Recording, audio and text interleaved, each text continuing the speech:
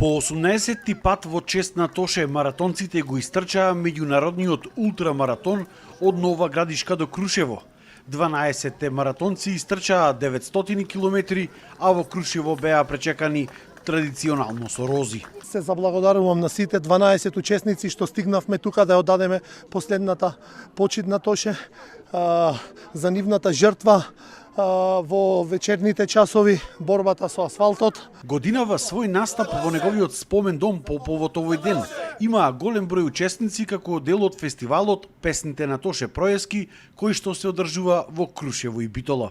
Интересно е да се слушнат сите овие талентирани учесници како ги изведуваат песните од Тоше. Ова година имаме учесници од Словенија, од Хрватска, од Босна и Херцеговина, од Србија, од Македонија, од Бугарија.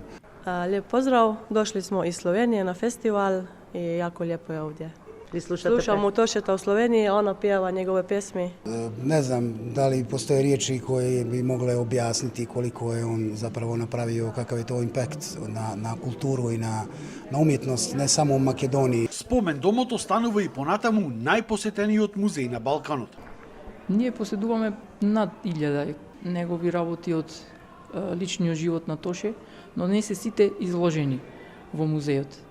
Еден период ги менувавме, но ради причина да се заштитат, сега овој период не ги менуваме толку често. Откако е отворен овој музеј, досега го имаат посетено над 1 милион туристи од целиот свет. За Сител Дарко Штарговски.